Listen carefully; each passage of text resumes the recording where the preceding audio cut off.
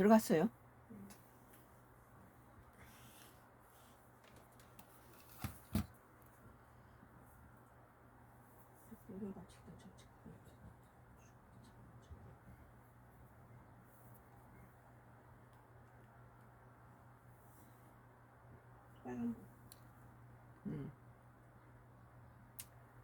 한국경제 2025년도 7월 8일자 기사입니다. 이 간담이 서늘하다. 미 전문가도 우려한 동맹 때리기. 트럼프 미쳤어요. 우리는 정신 차려야 됩니다. 미국을 뭐 형님 국가로 우방이라고 생각하면서 철저하게 모든 주변 국가와는 적대적인 관계를 유지했던 윤석열 정부나 그 보수층 정부 때하고는 달리 우리는 중국 이 트럼프가 동맹을 때리기라고 동맹의 등을 칼을 꽂는 이런 행동을 계속할 때마다 주한미군 아무 때나 뭐 철수하겠다. 그리고 주한미군이 협상의 대상으로 이렇게 변해버린 이런 상태에서는 우리나라는 정신 차려야 됩니다.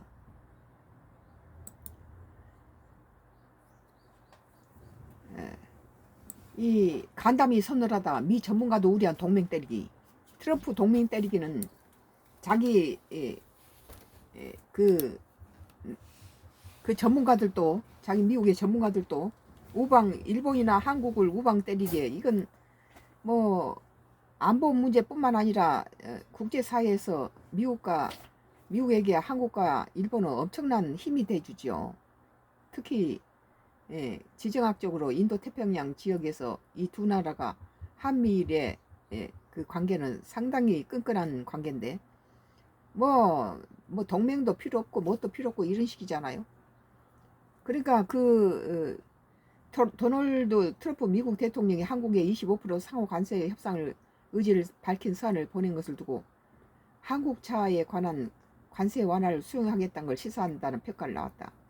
미국 무역 대표부 부대표 출신이 웬디 커틀러 아시아 소사이어티 정책연구소 부회장은 7일 트럼프 대통령이 보낸 서한 내용이 공개된 후 대통령이 우리 가장 긴밀한 두 동맹인 일본과 한국에게 25% 관세를 인상을 발표한 게 유감이라고 밝혔습니다. 간담이 서늘하다는 거예요. 동맹한테 이런 식으로 대우를 해서는 안 된다는 거죠.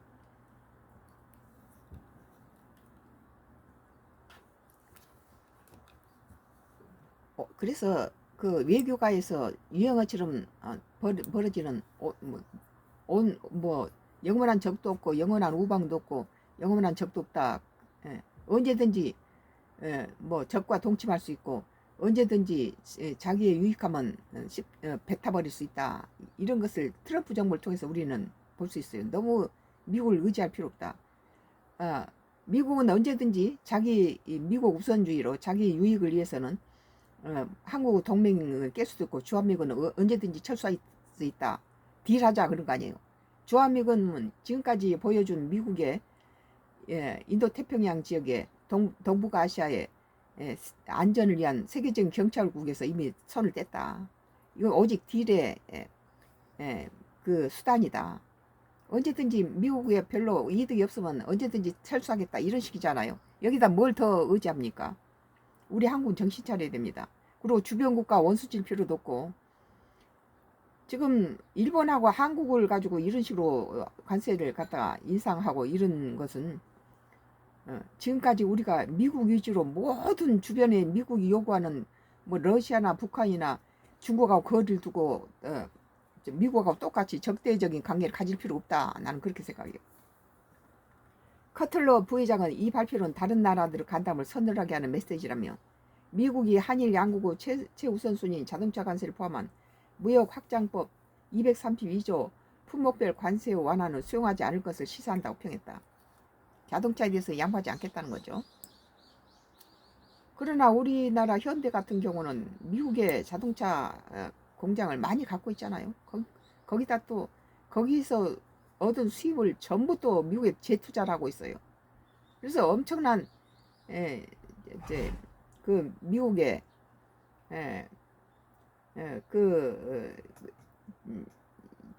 경제에 유익을 주고 있다. GDP의 인상에 1.5%의 영향을 줬다. 그렇게 말하기도 하죠. 그러면서 실망스러운 소식이지만 게임이 끝났다는 의미는 아니다.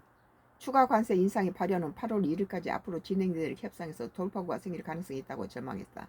먼저 트럼프 작전이 먼저 때려놓고 나서 간을 보고 그 다음 협상이죠. 먼저 메가톤급의 어떤 신경절로 먼저 겁박을 주고 나서 그 다음에 현실적인 뭐 그런 협상을 하는 그런 스타일이에요. 이날 트럼프 대통령 사안을 통해 당초 7월 9일부터 부과될 예정이던 상호관세 부과 시점을 8월 1일로 연기했다. 그런 협상을 통해 상호관세율 조정 가능성을 시사하면서 상호관세는 품목별 관세와 별도라는 입장을 밝혔다.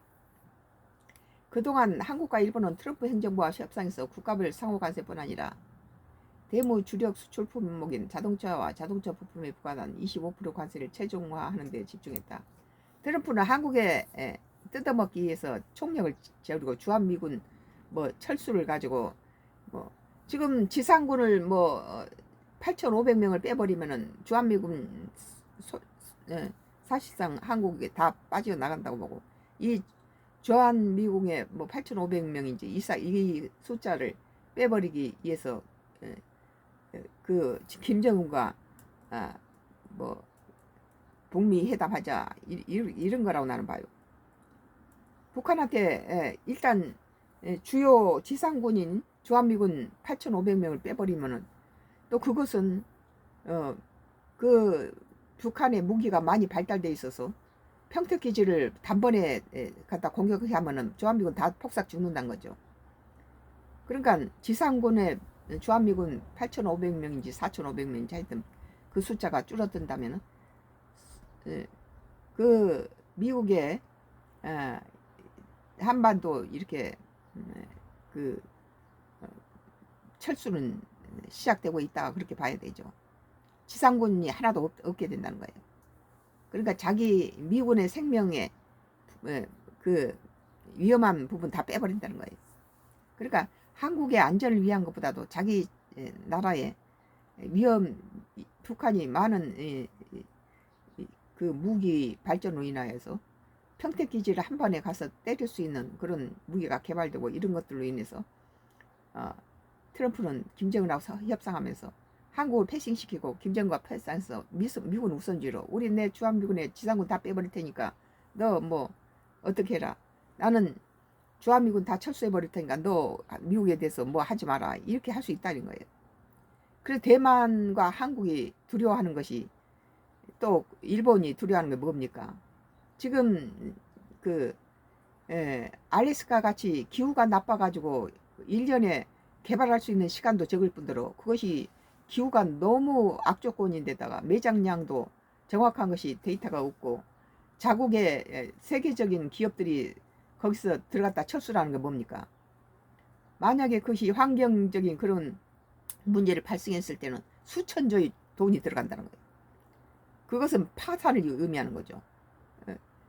세계적인 기업들이 가서 상태를 보고 접근해서 일을 시작했다가 철수를 해버린 것은 그만큼 사업 이득이 없는 것을 미국은 안보를 신세를 주고 있는 아시아 국가인 한국과 일본과 대만, 거절할 수 없는 사람한테다가 알래스카를 엄청난 돈을 투자해서 미국의 대기업들, 세계적인 대기업들이 손을 댔다가 철수해버린 데를 위험 부담이 높고 1년에 그 기후 악조건으로 인해서 몇 달 일할 수 없는 그런 동토에 전혀 니들 돈 들여서 여기 개발하고 니들이 파이프 해서 가스 가져가서 니들한테 돈 주고 사가, 이거 아니에요. 이런 미국 우선주의가 지금 미국이 갖고 있는 지금까지 보여줬던 것들하고 너무 다른 행동을 하고 있죠. 카트르 부의장은 한국과 일본이 미국의 중요한 경제협력 파트너로 강조했다. 양국은 경제안보 현안에서 긴밀한 파트너였다며 조선 반도체 핵심 광물과 에너지 협력 등 우선순위 사안에서 미국에 제공할 것이 많다고 했다. 그렇죠. 미국은 지금 중국한테 뒤떨어져서 세계 1위 그 해군력이 미국이 오바마 행정부 때부터 축소하기 시작해가지고 지금은 세계 14위로 밀려나고 중국이 1위를 뺏겼어요. 한국이 2위죠. 근데 이 조선이 다 모든 것을 다 죽여놓고 그 독시설에는 40%가 다 노후된 그 해군 선박이 수리 중이라는 거예요. 그러니까 세계 14위로 밀려났어요. 이런 데서 인도 태평양에서 힘을 발휘할 수가 없죠. 중국이 벌써 해군력은 중국이 미국을 앞선 지 오래됐고 1위고 1위를 갖다 중국에 뺏겨버렸고 지금 14위에 밀려난 미국은 그 중국이라든지 러시아라든지 북한한테다가 그 미군 해군 선박을 수주할 수가 없어요. 모든 걸 다 빼먹어 버리니까 그 기밀 같은 거. 그러니까 동맹국한테 선박 수주를 맡겨야 되는데 이미 미국의 독시설은 40%가 전부 그 노후된 그 선박 수리 중에 있고 그러니까 그 모든 것들을 지금 인도 태평양 국가인 동맹국을 찾다 보니까 일본하고 한국밖에 없는데 세계 1위가 중국이고 2위가 한국이고 3위가 일본이에요.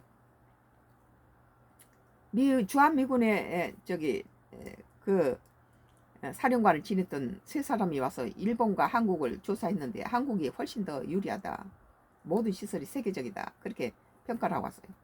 이런 상태에서 지금 자동차는 이런 식으로 하고 커플러 부회장은 한국과 일본이 미국이 중요한 경제협력 파트너임을 강조하면서 조선 반도체 핵심 광물과 우리 한국이 주지 않으면 미국이 중국이 히토르처럼 미국이 참 난처해질 수 있는 그런 것들도 우리 한국에 갖고 있다는 거예요.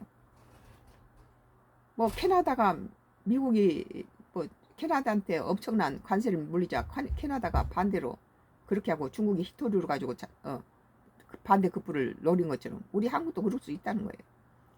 커틀러 부회장은 이 부분을 지금 중요한 경제협력 파트너인데 이렇게 자동차에다가 이런 식으로 양국 경제안보 현안의 긴밀한 파트였다. 안보를 가지고 협박하고 있는 거죠. 이건. 다만 한국 자유무역협정 FTA 파트너로서 우리는 미국과 무관세로 하는데 한국에게는 미국의 다지 쌀이나 몇 가지 것이 관세를 매기는 정도지 전부 자유무역 FTA 파트너였잖아요. 미국에서 수입하는 제품에 부과하는 관세들이 거의 모두 제로라서 고관세를 부과하는 인도나 베트남보다 미국에 제한할 게 적다며 한국은 새 정부가 막 들어서기 때문에 대화할 준비 시간이 더 필요하다고 제안했다. 미국도 우리 한국에서 가져가는 것이 무관세 전부 FTA 파트너이기 때문에 여기에다가 이런 식으로 부과하는 건 참 오늘 한국경제 2025년도 7월 8일 오전 간담이 서늘하다. 미 전문가도 우리한 동맹 때리기. 이거하고 같은 맥락에서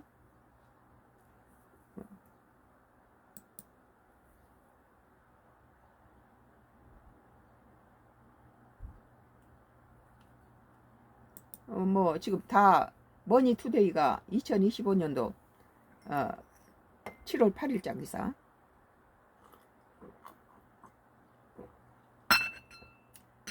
트럼프 한국에 8월 1일부터 25% 상호 관세 부과 사실상 협상 연장. 여기서 이제 협상을 잘해면은 도널드 트럼프 미국 대통령이 오는 8월 1일부터 모든 한국산 제품에 25% 상호 관세를 부과하겠다. 자동차뿐만 아니에 보니까 7일 통보했다. 당초 이달 9일부터 부과일 예정이었던 25% 상호 관세 부과 시점을 3주 남짓 미루는 것으로 사실상 협상 시간을 연장할 조치로 풀이된다. 우리는 정치적인 이런 관계 때문에 다른 일본이라든지 다른 우방 국가의 트럼프와의 관세 이런 협상이 우리나라는 늦었죠. 트럼프 대통령은 이날 소셜미디어 트루스 소셜이 공개한 무역 관한 선언에서 오늘 8월 1일부터 미국으로 들어온 모든 한국산 제품에 25% 관세를 부과할 것이라며 이 관세는 모든 품목별 관세와 별도라고 밝혔다. 이 어떤 이유에든지 한국이 대미 관세를 올리면 한국에 부과한 25%에 그만큼 관세가 더 추가할 것이라고 밝혔다.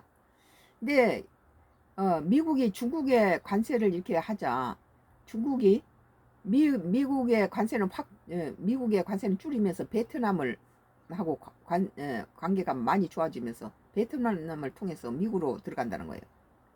그러자 이번에 미국은 베트남에게 관세를 10%로 다운시킨 다음에 다른 해외에서부터 베트남에서 미국으로 수출한 건 40% 관세를 올렸잖아요. 그리고 오히려 중국은 다른 판로를 개척해가지고 오히려 수출이 더 늘어났다는 거예요. 미국이 아닌 다른 뭐 세계 여러 나라에 수출을 함으로써 트럼프 대통령이 이날 낮 12시부터 세계 각국의 관세율을 통보하는 사안을 벌일 것이라고 예고한 가운데 그래서 꼭 미국이 물론 좋은 시장이죠.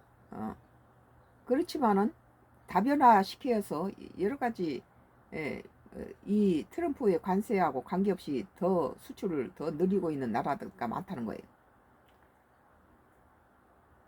한국과 일본에 보낸 서한은 가장 먼저 공개했다. 서한의 수신자는 각각 이재명 대통령과 이시바 시게루 일본 총리로 지정돼 있다.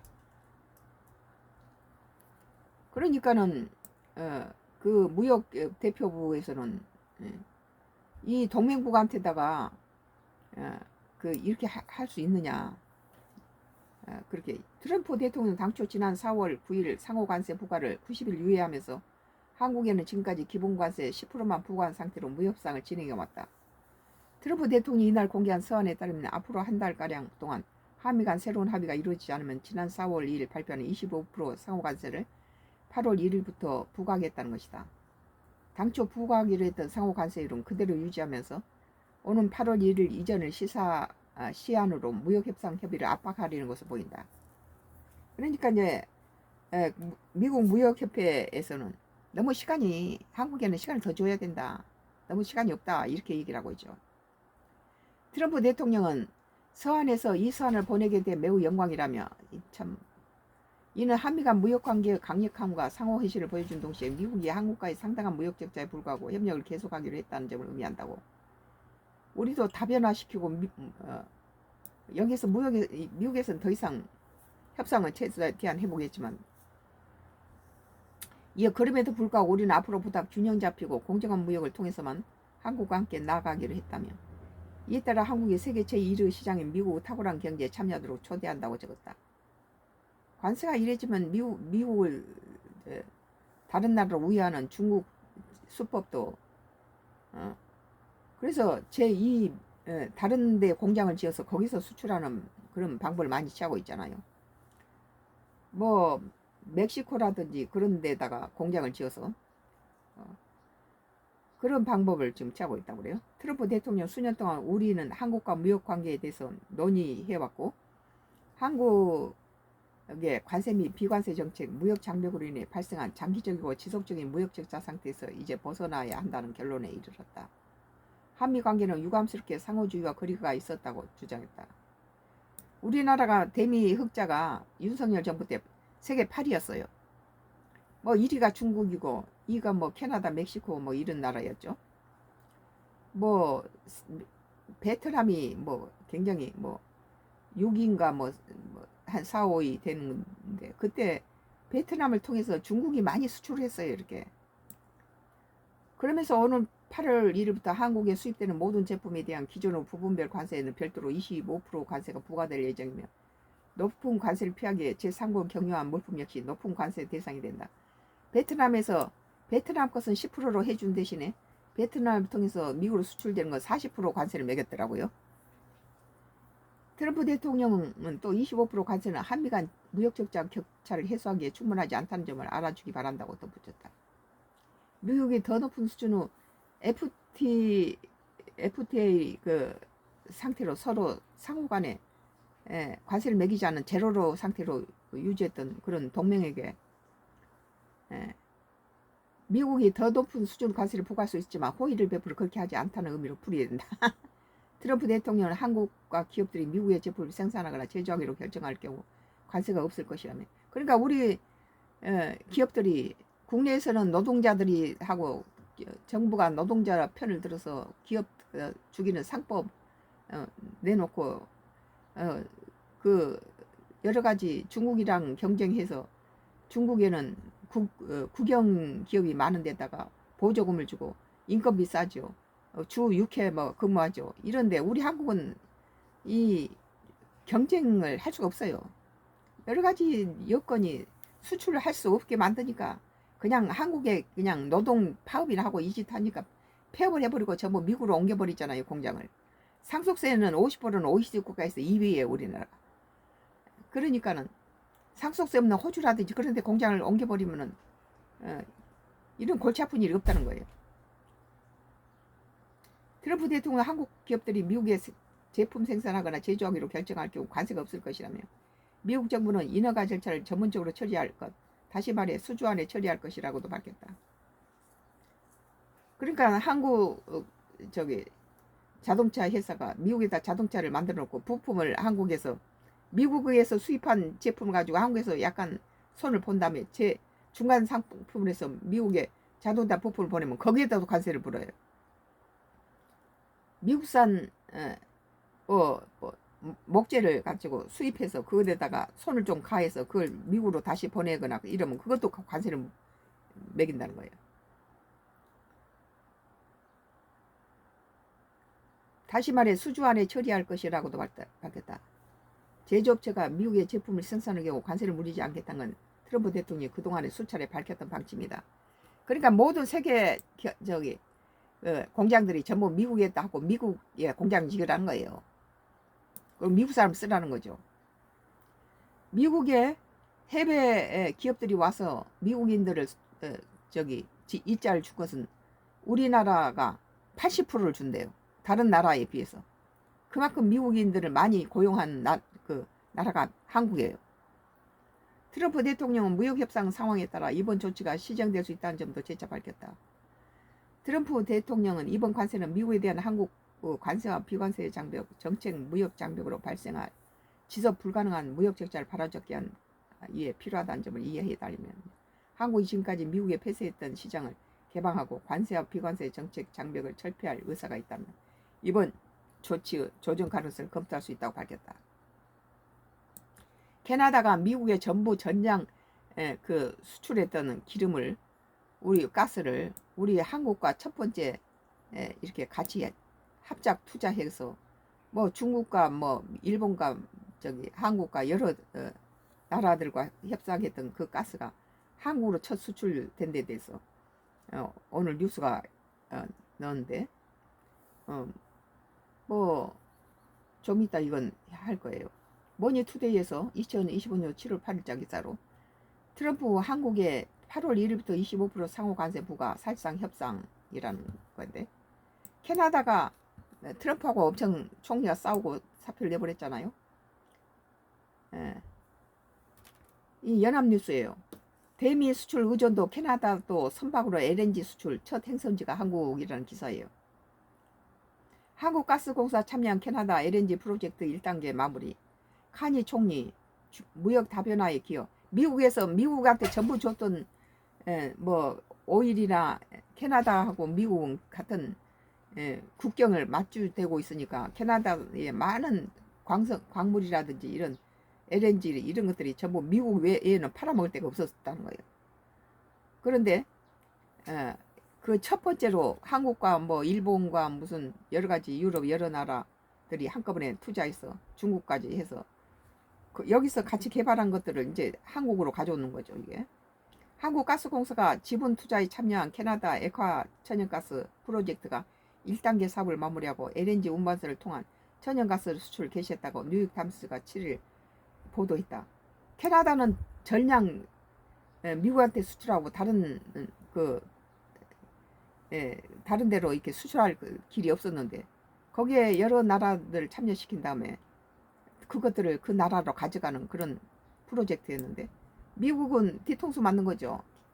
오직 캐나다는 미국에만 그걸 팔아먹다가 미국이 저렇게 관세를 부르고 이러니까 이제 캐나다가 자구책을 쓴 거죠. 우리나라도 이런 식으로 많은 것들을 꼭 미국 의존할 필요 없다는 거예요. 대규모 인테라 투자 후에 이뤄진 캐나다 최초 대형 LNG 수출 프로젝트로 아시아 지역으로 천연가스 수출을 다변화하기 위해서 추진됐다. 캐나다산 LNG, 이렇게 캐나다산 LNG를 가지고 가스 배관을 해서 우리나라 가져온 건 좋은 것인데, 알래스카는 엄청 기후가 영하 뭐 50도 60도씩 떨어진 나라에서 그 1년 12개월에서 그 공사를 할 수 있는 기간이 몇 달 안 된다는 거예요.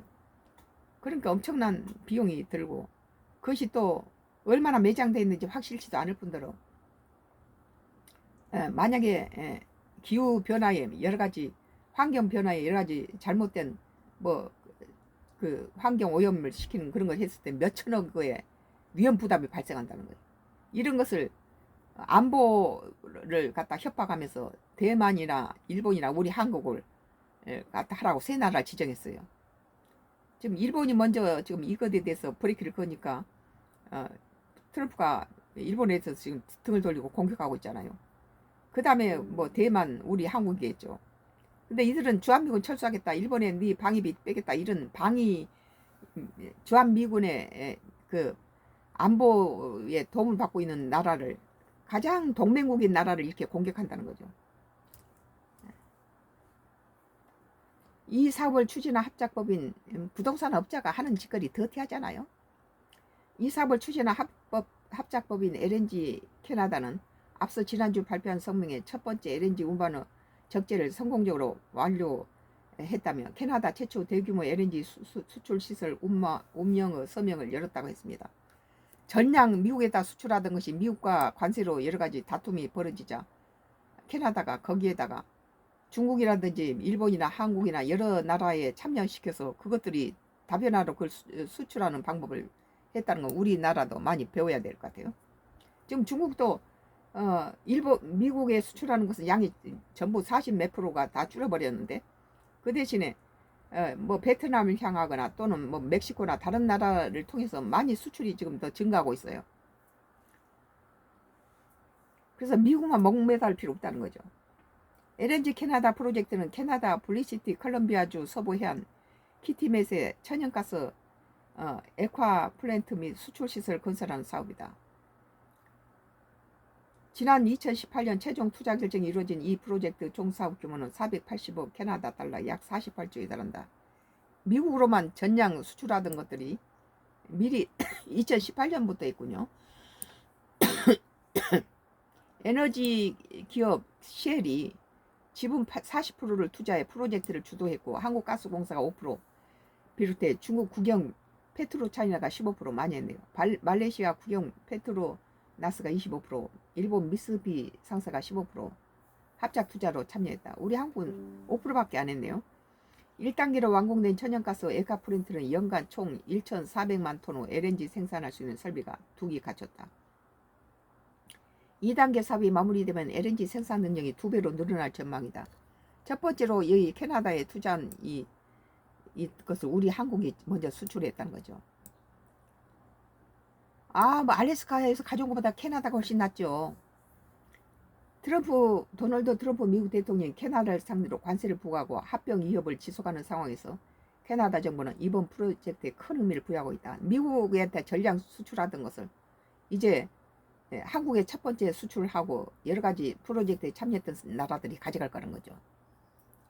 캐나다는 엘버타주를 중심으로 막대한 석유와 천연가스 매장량을 보유하고 있지만 에너지 수출은 육상 파이프라인을 통한 미국으로 수출에 의존해 왔다. 그러니까 이걸 협박하고 있다는 거예요. 마크 카니 캐나다 총리는 성명에서 캐나다는 세계가 필요한 것을 보유하고 있다. LNG 캐나다의 첫 아시아행 선적과 함께 캐나다를 신뢰할 수 있는 파트너들에게 에너지를 수출하고 무역을 다변화하여 석탄을 대체해 전 세계 온실가스 배출량을 줄일 것이라고 말했다. 한편 아시아 지역으로 에너지 수출을 확대한 캐나다 내 석유 산지와 수출 기전이 있는 대규모 파이프라인 건설 프로젝트가 추가로 이어질 전망이다. 엘버타주의 석유와 천연가스를 아시아 국가로 수출하기 위해서는 유전 및 가스정과 브리티시 컬럼비아주의 항만시설이 있는 장거리 파이프라인 건설 프로젝트가 필수적이다. 앞서 카니 총리는 지난 6일 엘버타주 행사에서 기자들과 만나 서부 해안을 있는 새로운 파이프라인 건설 프로젝트가 민간에게 제한될 가능성이 매우 높다고 말했다고 블룸버그 통신이 전했다. 그러니까 미국에 전량 수출하던 것들을 캐나다가 이런 것을 했다는 거죠.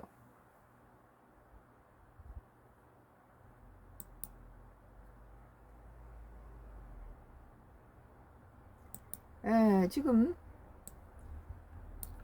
뭐 문재인 정부 때도 문제가 많았는데 KBS 뉴스예요. 2025년도 7월 8일 전액 현금 주고 강남 아파트 샀다는 거예요. 외국인 부동산 규제할까라는 기사입니다.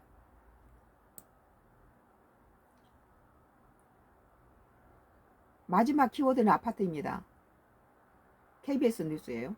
외국인 아파트 쇼핑을 규제해야 한다는 목소리가 커지고 있습니다. 이건 문재인 정부 때부터 국내 국민들한테는 1가구 1주택까지 엄청난 세금을 쳐물리면서 이렇게 중산층을 전부 서민으로 만들어 버렸잖아요. 그런데 지금 이재명 정부에 들어와서 또다시 외국인들이 뭐 강남에 와서 12채 아파트를 구해달라고 지금 현금으로 전부 아파트를 사고 있다는 거예요. 이 사람들은 중국 사람들이 주로 많은데 중국 내에 한국계 은행에서 대출을 받으니까 뭐 6억 이런데 관계없이 그때 당시 문재인 정부 때도 거의 90%를 한국계 중국에 주재하고 있는 한국계 은행에서 대출 받아가지고 한국에서 자기 돈 10% 가지고 엄청난 큰 빌딩을 수백억짜리를 사가지고 수십억을 남기는 단기 차익으로 수십억을 남겨서 뜨는 중국인들이 많았다는 거예요. 이런 사람들을 규제할 것은 하나도 없어요. 외국인 뭐 우리나라 무슨 의료보험 해놓으면은 우리나라 국민들한테 의료보험 달달이 뜯어내고 외국인들은 그걸 가지고 악용하고 뭐 외국인들이 우리 한국에 와서 일하고 돈 벌어먹는 거 바보다고 한국에 그 몇 달 일하다가 모가지 잘리면 그 새로운 일자리를 구할 때까지 한국 정부에서 돈이 나오기 때문에 펑펑 놀면서 돈 받아먹고 좋다고 그런다 그러잖아요. 이 우리나라의 모든 법을 악용하고 있다는 거예요. 외국인들이 뭐 동남아라든지 중국인이라든지 와서 한국에 와서 왜 일하냐, 일하지 않고 국가 보조금 그러니까 먼저 모가지 잘리게끔 행동을 한다는 거죠. 자기가 사표를 내면 안 되고 그쪽 회사 자체에서 잘리게끔 해서 국가 보조금이 나오게끔 해서 그걸 받아먹고 뭐 80%가 뭐 70%인지 80%가 나오니까 일하지 않고 놀고 그 한국의 혜택을 받는다는 거예요. 외국인 아파트 쇼핑을 규제한다는 목소리가 커지고 있습니다. 왜 외국인들은 의료보험이라든지 이런 모든 뭐 국가의 이런 우리 국민들은 자기 일자리가 잘려도 그런 걸 신청해서 받아먹는 사람이 별로 없어요. 그런데 외국인들이 이걸 악용해서 전부 받아먹고 혜택을 받고 우리 국민들 혈세를 다 낭비하고 의료보험도 달달이 뭐 노인한테까지 받아내서 그것들은 다 외국인들이 뭐 암 수술하거나 무슨 뭐 치료 받으려면 한국으로 온다잖아요. 한국에서 공짜로 이용해 먹으려고. 전국에서 아파트 오피스텔 같은 집합 건물을 사들인 외국인은 상반기 기준 6,500명이 넘습니다. 뭐 홍콩 같은 데서는 뭐 외국인들이 자기 국내 부동산을 샀을 때는 10년 후에 다시 반납해야 되는 그런 것들이 있는 것처럼. 그러니까 외국 가서 뭐 집 사거나 뭐 부동산 살려고 하지 않죠. 지금 제주도가 뭐 다 일본인 것이고 중국인 것이라고 그러잖아요. 그래서 그 사람들이 이제 우리 경제 깊숙이 들어와서 부동산 가지고 여러 가지 장난을 치고 그러면은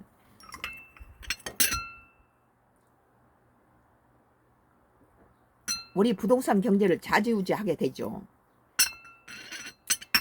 서울 강남 한 아파트를 74억 전액 현금을 주고 산 외국인 소식이 전해지기도 했다. 74억을 전부 현금으로 샀다는 거예요.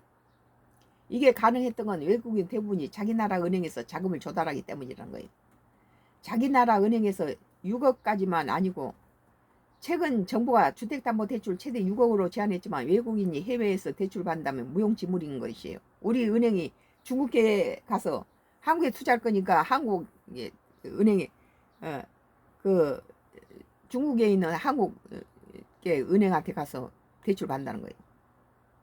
한국에 부동산 살란다. 그래서 90%를 갖다 대출 받아가지고 이 상가 같은 것은 90% 받을 수 있잖아요.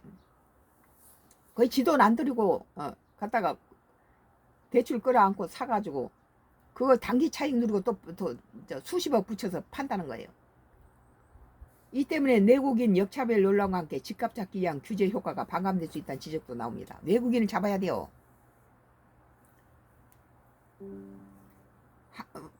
국내 1가구 1주택까지 지잡듯이 잡아서 갖다 고액 세금을 써 중산층을 다 없애버리더니 외국인들한테 이렇게 뭐 허점투성이고 외국인들이 와서 사기 쳐먹고 가게 딱 좋게 만들어 놓으면 죽 서서 개 주는 꼴이죠. 이 때문에 내국인 역차별 논란과 함께 집값 잡기 위한 규제 효과가 반감될 수 있다는 지적이 나오고 국회에서 외국인 국내 부동산 거래 허가제를 시행하자는 등의 규제 법안이 발의되고 있습니다. 발의만 하면 뭐합니까? 이게 발의된 지 얼마예요 지금. 국토부는 외국인들이 부동산을 취득하는 과정에서 불법 행위가 없었는지 들여다볼 계획입니다. 외국인에 대해서 부동산이 너무 지금 우리 한국이 일본인 중국인들이 너무 많이 사고 있어요. 제주도가 전부 중국 거 일본 거라잖아요. 국토부는 외국인들이 부동산을 취득하는 과정에 불법 행위가 없는지 들여다볼 계획이라며 불법 행위뿐만 아니라 이 외국인들이 이 국내 부동산 살 때 여러 가지 규제를 많이 만들어야 된다고 봐요. 아우 국내 국민들한테는 자국 국민한테는 엄청난 잣대로 재면서 왜 외국인들이 이런 것들을 혜택을 줍니까? 6억도 외국인한테도 같이 해야지. 해외에서 받은 것들이 그런 것도 다 조사를 해서 해야 된다고 봐요.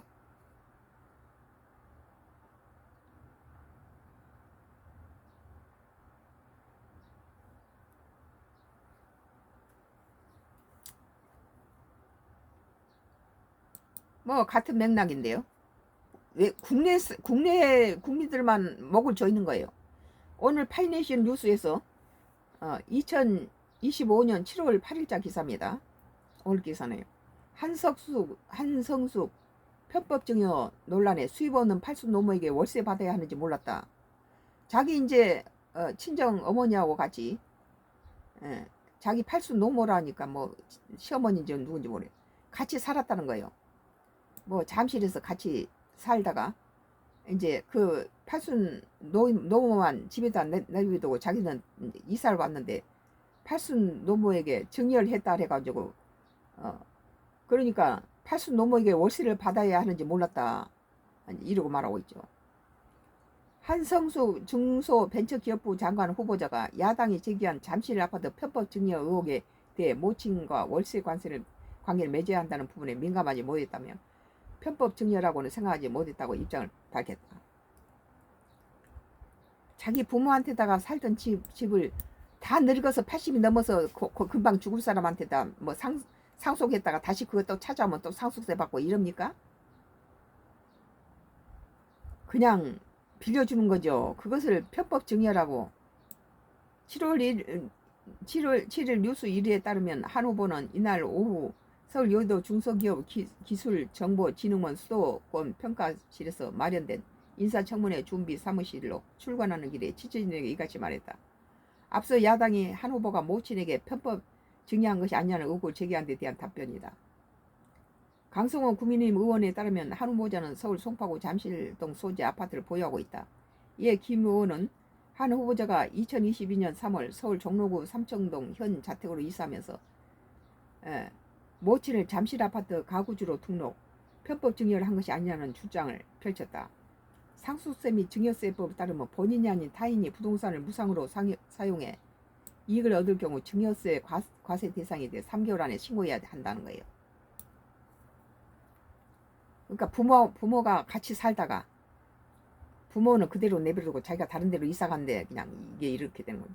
한 후보는 이에 대해 수입이 없는 고령의 모친으로부터 80인 월세를 받아야 사실을 챙기지 못했다. 80 농인한테서 생활비를 오히려 자식들이 줘야 되는 그런 상황에 현재 어머니가 연세가 80이 넘으셨고 수입도 없는 상태라고 설명했다. 이런 건 참 딱하죠. 이건 외국인들한테 퍽퍽 쓰면서 국내 이런 상태에서는 참 딱한 부분이 많아요. 또한 모친과 함께 살던 집이고 이후 어머니가 실거주하고 있다. 편법 증여라고는 생각하지 못했다며 같이 부모랑 살다가 자기만 이사 나왔다는 거죠. 같이 살다가 제가 이사하는 상황에 어머니와 제가 월세 관계를 맺어야 한다는 걸 몰랐고 민감하지 못했다고 말했습니다. 김 의원은 2022년 5월 기준으로 해당 아파트 가격이 23억가량이 있기 때문에 재산가액으로는 1억 7천만 원가량에 대한 증여세 약 1,400만 원을 한 후보자의 몫이 납부해야 한다고 지적하기도 했다.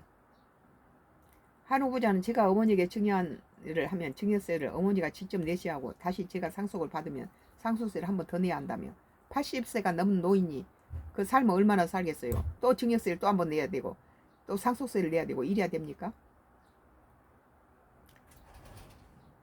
아니 자식이 80이 넘어서 내일 모레 죽을 날이 가까운 사람한테다 무슨 재산을 갖다 증여를 하겠어요.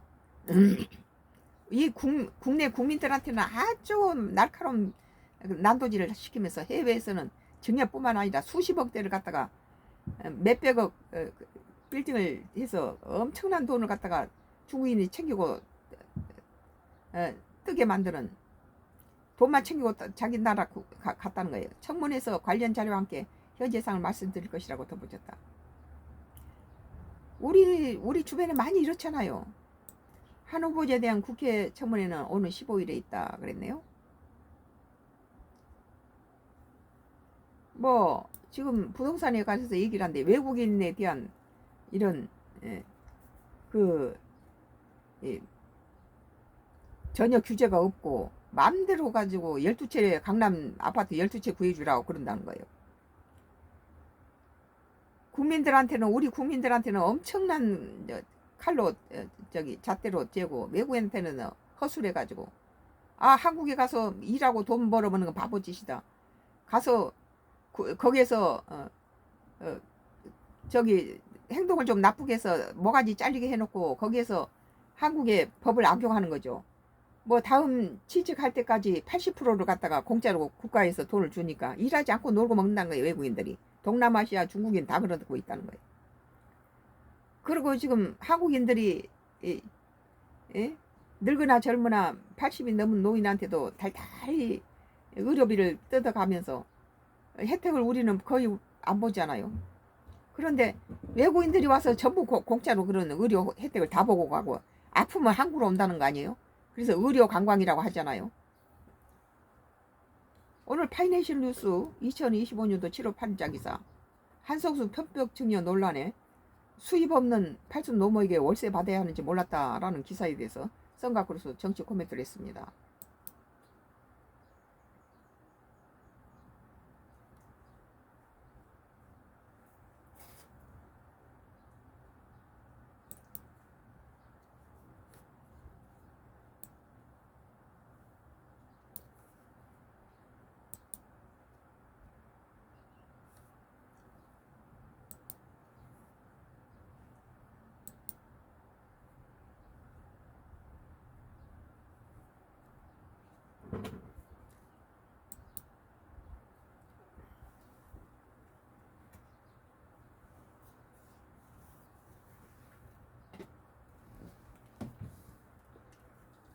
오늘 MBC가 1,000번 넘는 연속 지진, 대지진 전조.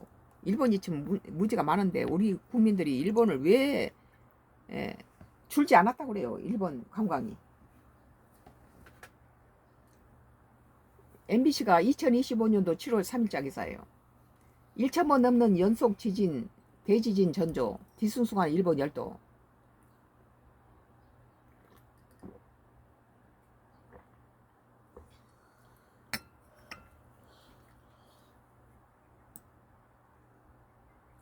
지금 일본 7월 대지진설로 뒤숭숭한 분위기입니다. 2011년 동일본 대지진 때보다 3배나 강한 대지진이 발생할 거란 이야기가 나오는 건데요. 최근 일본의 한 지역에서만도 지진이 1,000번 넘게 일어나 공포가 번지고 있습니다. 이게 이제 맞아 떨어지는 거죠. 일본 규슈 가고시마현 남쪽 도카라 열도 지난달 21일부터 오늘 낮까지 열흘 정도 사이에 진도 1 이상의 지진이 1,000번 넘게 관측됐다는 거예요. 이게 잦다 보면은 이제 폭발하는 거죠. 잦을 때는 과거에 300여 차례 지진이 일어나긴 했지만 1,000번이 넘는 지진은 매우 이례적이라는 거예요. 대부분 진도가 1에서 3 수준이지만 오늘 오후엔 진도 6약의 강진이 일어나게 됐다. 진도 6의 강진이 일어나게 됐다는 거예요. 6이면 엄청난 거죠. 조금 전 가고시마현 도시마무라에서 최대 진도 6양의 강한 지진이 발생했습니다. 인근 섬 주민들은 벌써 2주 가까이 불면의 밤을 보내고 있습니다. 인명피해가 없다고 해도 산 일부가 무너지고 바닥이 갈라졌습니다. 한 주민은 언제든지 대피할 수 있도록 문 앞에 헬멧과 비상용품이 든 가방을 놔두었습니다.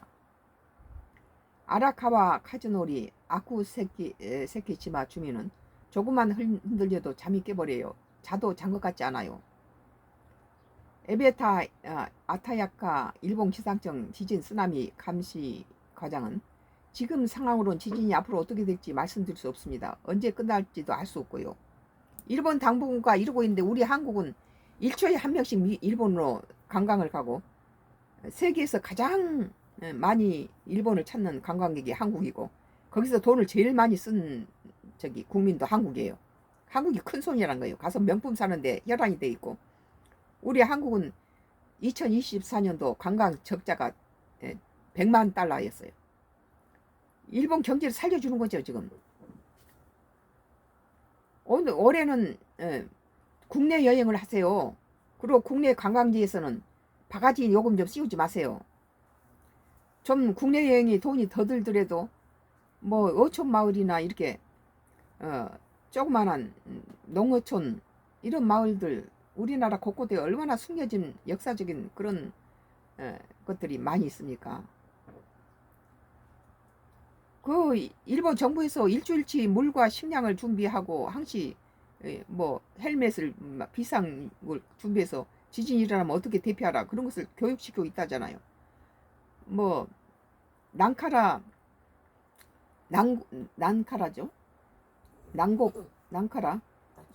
난카라 무슨 대지진이 일어날 경우 일본 정부는 30만 명이 죽을 것이다. 이 30만 명이 죽을 것을 80%로 줄이기 위해서 그 국민들한테다 교육을 시키고 있다고 그러잖아요. 정부 자체에서 지금 이러고 있잖아요. 이토록 이례적으로 잦은 지진이 더 큰 지진 혹은 화산 폭발의 전조가 아니냐는 괴담도 일부 온라인에서 꽤 등장하는데 이미 화산 폭발도 일어났어요. 도카라 지역의 잦은 지진, 대지진 전조라는 속설이 있는 데다가 에즈모로 유명한 만화가 동일보 대지진보다 300 강한 지진이 온다고 밝힌 시기가 이번 달이기 때문이다. 에즈모로 유명한 그 만화가가 동일보 대지진을 맞췄다는 거예요.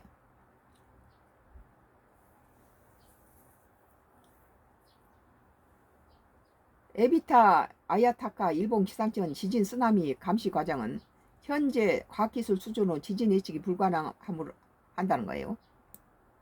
실제로 그러면 불가능한데 왜 지금 시기가 100년하고 150년 사이에 한 번씩 일어나는 대지진이 이미 시기가 지나고 있어 30년 안에 지금부터 30년 안에 동일본 대지진에 3배나 강력한 것이 나오겠다 그렇게 말하고 있습니까?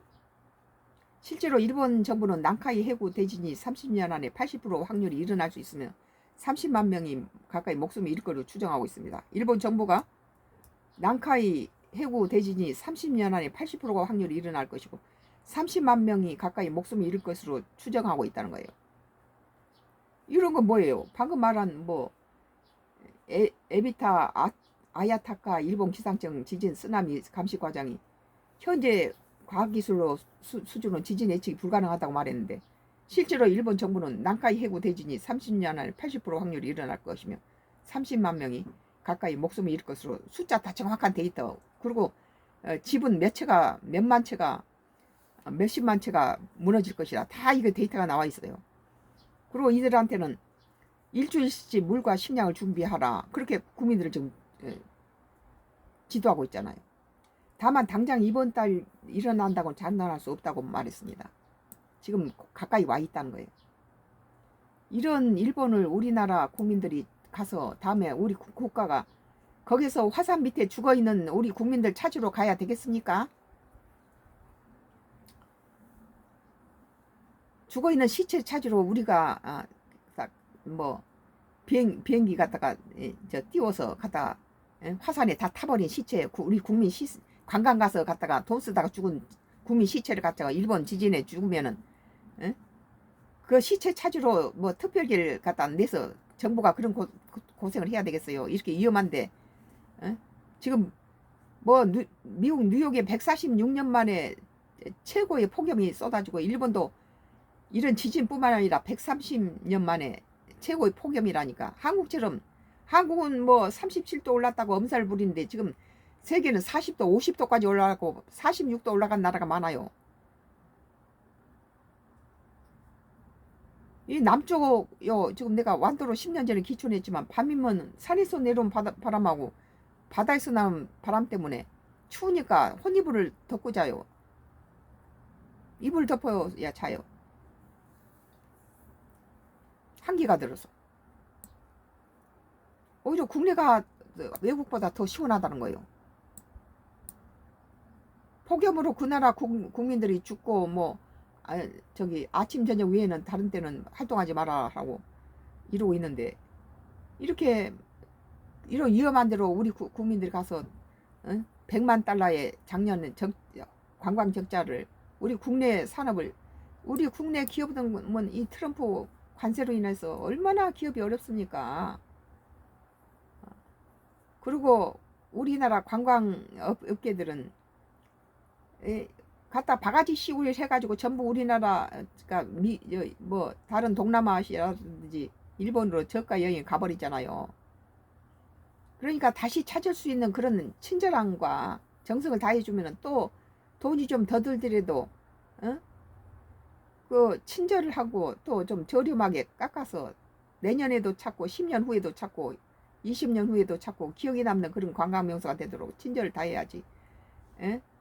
뭐 바가지 요금으로 한탕주의로 이렇게 관광객들을 갖다가 함부로 해가지고 다 해외로 가잖아요.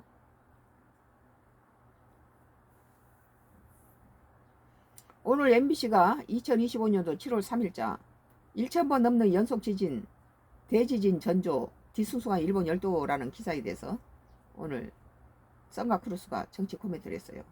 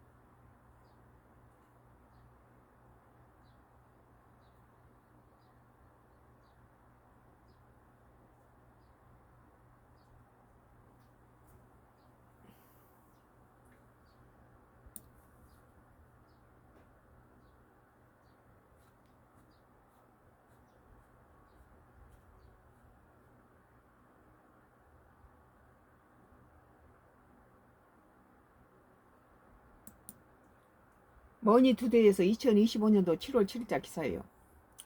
중국과 EU 정상회담 앞에 제재 대립, 기후협력 공동선언 힘들 듯. 지금 이 폭염이 146년 만에 130년 만에 뉴욕과 일본에서 이렇게 폭염이 역대 146년 만에 뉴욕에서 엄청난 폭염은 역대 최고라는 거죠. 이런 기후변화는 전부 이 지금 뭐 과실에도 우리 이쪽 남쪽은 한국 전체에서 유자가 나오지 않아요. 남쪽 해안에 몇 군데 나오는데 이것들이 전부 전량 유럽하고 동남아들이 레몬의 수십 배 수백 배가 되는 비타민C가 풍부한 유자가 구취도 없애주고 많은 냄새를 없애가니까 유럽하고 미국으로 유럽하고 이렇게 동남아시아로 많이 수출되고 있어요. 그런데 올해는 꽃도 안 피고 이렇게 이상 기온으로 여러 가지 피해를 보고 있죠. 이런 것은 FTA EU 중국과 공동기후행동 선언문 서명 보류, 중국같이 에너지를 많이 쓰고 막 이렇게 환경오염을 많이 시키는 나라에서 중국과 EU 유럽연합이 수교 50주년 기념 정상회담을 앞두고 의료기기 관련 제재를 주고받는 등 대립하는 가운데 양측이 약속한 기후변화 협력에 난항이 예상된다.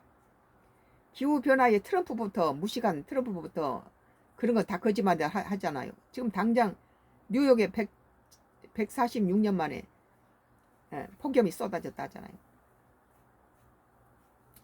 6일 현지 시간 파이낸셜 타임스는 EU 소식통을 이용해 EU가 이달 예정된 정상회담에서 중국과의 공동기후 행동 선언문 채택을 보류하고 있다고 보도했다. 당장 기후에 대한 것이 피부에 와 닿지 않은 것 같아도 지금 피부에 다 와 닿고 있잖아요. 우리가 자동차를 너무 많이 써서 매연을 증가시키고 폐비닐을 갖다가 태워버리고 버리고 너무 이렇게 많이 소비가 미덕이라고 엄청난 자재를 갖다가 낭비함으로써 지구가 오염돼서 우리 인간이 살 수 없는 그런 환경으로 변하고 북극에 얼음이 녹으니까 해수면이 올라가고 이 엄청난 더위로 인해서 우리 지금 인간이 죽어가고 있잖아요. 폭염으로. 이 한국 37도라고 엄살 부르고 난리인데 다른 나라에서는 46도까지 올라가고 저기 중국도 50도까지 올라갔다는 거예요. 이거 인간이 살 수 없는 온도죠. EU 당국자에 따르면 중국은 수교 50주년 기념으로 이달 예정된 시진핑 중국 국가주석과 우르줄라 폰데어 라이엔 EU 집행위원장과 정상회담에서 기후변화 대응 협력과 관련된 공동선언을 채택하자고 여러 차례 요청해왔다고 한다. 중국이 많은 환경오염의 주범이에요. 미국과 중국이 많은 환경오염을 배출하죠. 하지만 EU 측은 중국이 온실가스 감축에 더 큰 노력을 약속하지 않으면 공동선언문에 합의할 수 없다는 입장이라고 FT는 전했다. 중국 한 나라가 다른 수십 나라보다 더 많은 걸 미국이나 중국이 주로 많이 나라가 크다 보니까 많은 또 산업 발전을 빨리 일으키다 보니까 많은 이렇게 매연이라든지 환경 오염의 요인을 발생하죠. 업계 훅스트라 EU 기후 정책 담당 집행위원장은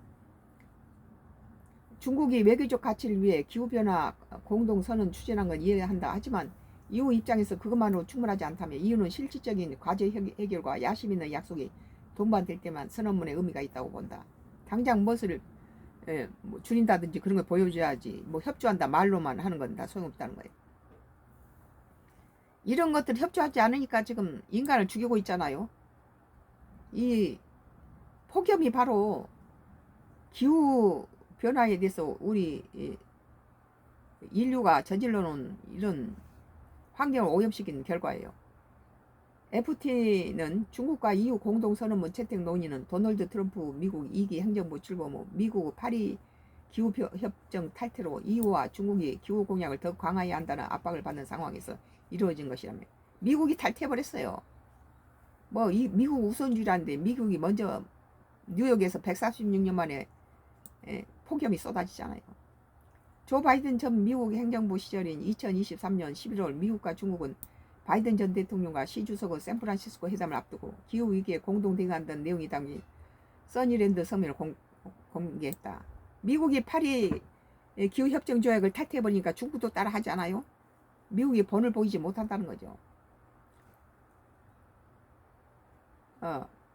FT에 따르면 EU와 중국은 11월 브라질 유엔 기후변화 협약 당사국 총회를 앞두고 2035년 탄소 감축 중간 목표를 유엔에 제출해야 한다. EU는 앞서 2040년까지 탄소 배출량을 1990년대 대비 90% 감축하겠다는 목표를 제시했다. 단 2036년부터 해외 탄소 배출권 최대 3%까지 인정하겠다는 조항도 포함돼 환경단체로부터 비판받았다고 FT는 전했다. 중국 세계 주요 중 청정에너지와 친환경 교통 부분에 가장 빠른 진전을 이뤘지만 여전히 세계 탄소 배출량은 3분의 1을 차지하는 등 석탄 의존도가 여전히 높은 편이다. 중국이 세계 탄소로 3분의 1을 차지하니까 중국과 미국이 대부분이죠. 한편 최근 중국의 EU 관계는 살얼음판이다. 미국의 관세 정책에 맞서 양적 협력을 강조하고 있지만 상대국 핵심 분야에 대한 제재와 고율 관세를 부과하며 대립하고 있다.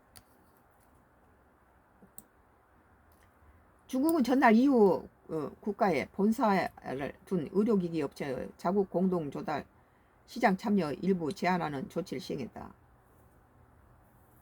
이에 따라 가격이 4,500만 위안, 약 85억 8,735만원을 초과하는 EU산 의료기는 정부 조달 대상에서 배제된다. 중국의 이번 조치는 앞서 EU가 중국의 EU산 제품 차별을 이유로 중국 의료기기를 영내 공공조달 시장에서 배제한 것에 대한 보복이다. 서로 주거니 받거니 하네요. 중국과 EU는 주류 전기차 분야에 또 대립하고 있다. EU는 지난해 10월 중국산 전기차가 중국 정부의 막대한 보조금 지원에 힘입어 저가 전략을 앞세워 중국에서 보조금을 주니까 또 국영사업도 많고 보조금을 주고 또 뭐 4일째 5일째가 아니고 6일째에다가 인건비 싸죠. 뭐 중국한 예, 당해낼 수가 없어요. 이후 전기차 시장을 교란하고 있다며 중국산 전기차의 최대 35.3% 추가 관세를 부과했다. 중국은 지난 4일 EU산 브랜드에 5년간 최대 34.9% 관세를 부과하기로 했다.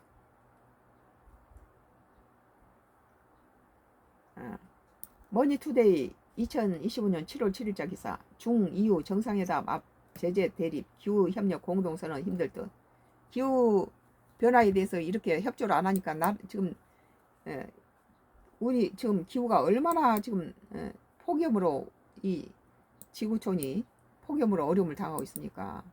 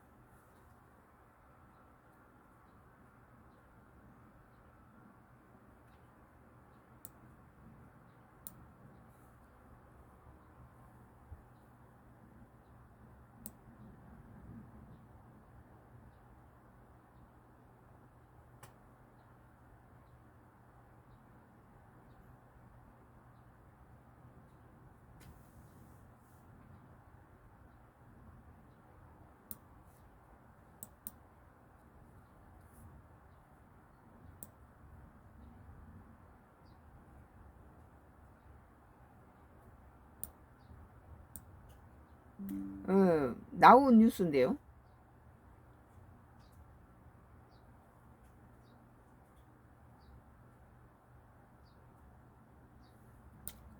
이건 다음에 하기로 하고 국내 정치를 한번 보죠.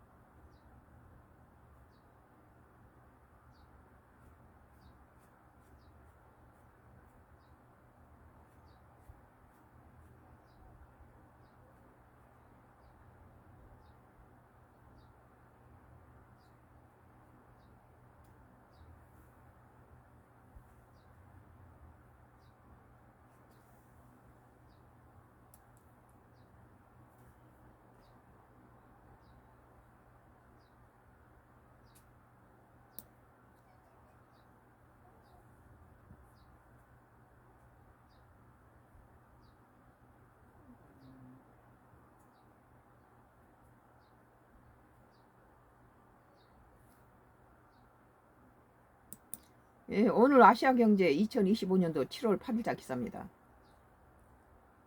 권성동, 안철수 지난주 당개혁 상의하더니 갑자기 쌍권 출당 요구, 당권 욕심 매몰된 듯. 한동훈 출마 가능성이 낮다는 기대감, 자리 욕심에 매몰된 무지개만 처사. 권성동 전 국민의힘 원내대표는 8일 안철수 전 국민의힘 혁신위원장이 이른바 쌍권, 권 전 원내대표와 권영세 국민의힘 전 비상대책위원장의 출당 문제를 거론하며 전격 사퇴한 것에 대해 자금의 위기 상황에서도 일신의 영달을 우선하는 모습에 대단히 유감이라고 말했다. 차기 당권을 차지하기 위해서 권 전 원내대표 등을 표적 삼아 여론의 주목을 받으려는 것이다. 안철수가 국민의힘당에 도움이 됐나요? 국민의힘당을 마지막까지 대선을 자기 당으로 가져오려고 애썼던 사람이 권영세하고 권성동이하고 김기현이하고 몇 사람 안 돼요. 이 사람이 국가를 위한 것이고 국민의힘당을 위한 것이고 이재명의 독재를 막기 위해서 최선을 다했죠. 한독수가 되면은 당권을 가져와서 하다못해 거대 야당 171석을 가진 민주당의 거대 야당의 모든 폭거를 가지고 대통령 거부권으로라도 행사를 할 수 있었는데 그것을 가지고 국민의힘당 안에서 자기 식구 갖다가 도끼질하고 난도질하고 대선 6명에 나왔던 대선 6명들을 하는 짓거리 보세요. 전부 이기적이고 자기 당을 가지고 공격하고 뭐 김문수는 갖다가 2번이나 고발을 했어요. 자기가 나온 당에. 전부 사익을 챙기고 그런 데서 어떻게 하든지 국민의당에 그 한덕수를 밀어서 이게 한덕수는 51%의 당선될 확률을 갖고 있었는데 이걸 11% 김문수가 자기는 야당 당대표 후보로 나오면은 뭐 한덕수하고 그때 당시에 아직 대통령 나오겠다는 아직 결심도 쓰지 않은 한덕수를 뭐 34% 지지율을 갖고 있으니까 자기 11%보다 높잖아요. 그러니까 한덕수하고 단일화하겠다를 수십 번을 말했어요. 그러고는 딱 되자 바로 딴 말 쓰잖아요. 거짓말 딱 하잖아요. 국민을 속인 거죠. 그리고 11일까지 지나고 나서 단일화하겠다. 11일 이전에 왜 못합니까? 누워버려요. 그래서 침대 정치를 하죠. 배째라 하는 거예요. 자기는 10일까지 단일화 못한다. 그리고 한덕수는 절대 기호 2번 못한다. 이 기호 2번 못한다는 소리가 뭐예요? 국민의힘당에서 내놓는 대선 자금을 못 받는다. 돈이에요. 돈. 처음부터 끝까지. 자기 돈으로 11일이 지나면 한덕수가 어거지로 떠밀려서 대선에 나오는데 그것을 300억이 넘는 최소한 300억이 넘는 대선 자금을 자기 개인으로 하라는데 그런 개미 뭐 한덕수한테 50억 그게 300억이 있겠어요. 그러니까는 한덕수를 가지고 처리하기 위해서 그런 깨를 쓴 거예요. 자기 이득을 위해서. 지 자신도 이재명이 대통령이 안 된다는 거 알아요. 그러니까 그때 권성동이가 침대 정치 써버리고 11일 지나서 단일화하겠다라니까 우리 국민의힘당은 우리는 망했다 그러잖아요. 망한 걸 국민도 알고 이재명이도 알고 김문수도 알고 국민의힘당도 알고 민주당도 알아요. 세상이 다 아는 것을 왜 김문수는 국민의힘당을 망해 처먹고 이 나라를 독재 171석 거대 야당한테 처음 맡기냐. 그것뿐만 아니라 윤석열, 김건희를 죽이고 또 107명의 이 국민의힘당 국회의원들이 다 연좌제로 다 내란죄로 다 코가 깨서 다 구속당하게 만들었잖아요. 지금 한덕수 전 총리가 대선에 돼서 당선됐다면 지금 뭐 구속당하고 수감되고 이런 일이 있겠어. 이것이 전부 김문수가 죽인 거예요. 이게 나라 죽이고 국민의힘당 죽이고 국회의원들 죽이고 윤석열 죽이고 다 죽인 거 이게. 지 자신 살겠다고. 지가 대통령 못 된다는 거 뻔히 알아요. 지가 어떻게 11% 가지고 이재명이 40 몇 프로를 이깁니까?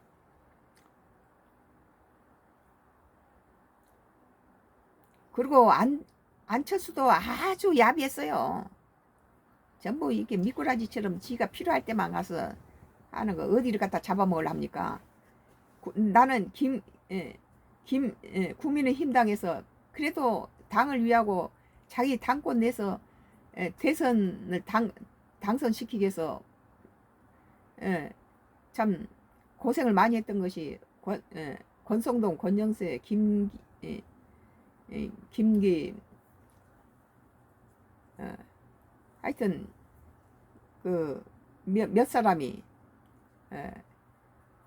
참 마지막까지 당을 위해서 노력한 사람이다. 나머지들은 무슨 자기가 예, 지금까지 몸담았던 당했다가 침 뱉고 돌았어서 그 우물에 침 뱉고 돌았어서 다시 그 우물을 먹은다고 기어들어오더라고요. 내가 누구란 소리는 못하겠어. 권 전 원내대표는 이날 안전위원장의 갑작스러운 혁신위원장 사태 배경에는 당권 가능성에 대한 셈법이 깔려있을 가능성을 거론했다.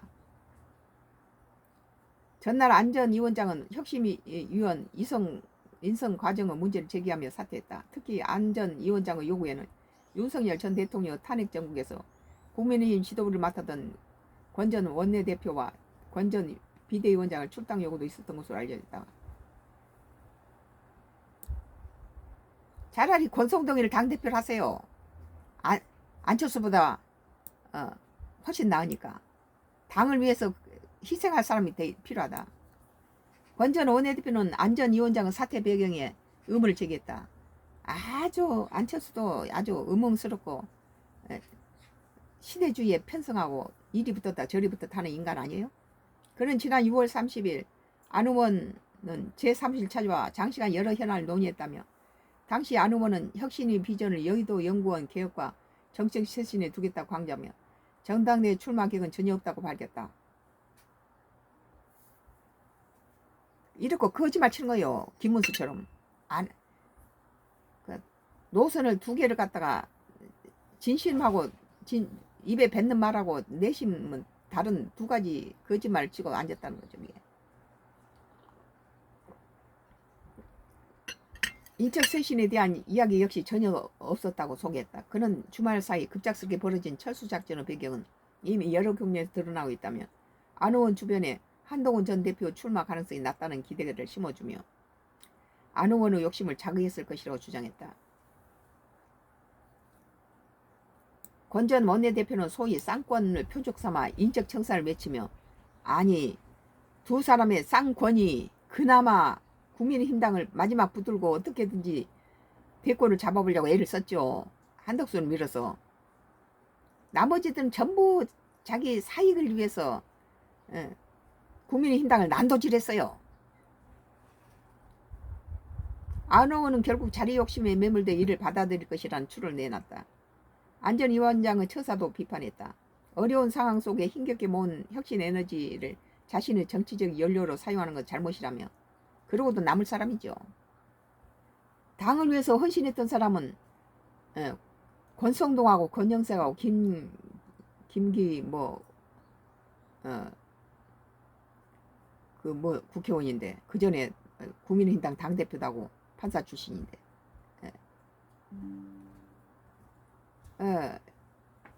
누구죠? 김기현.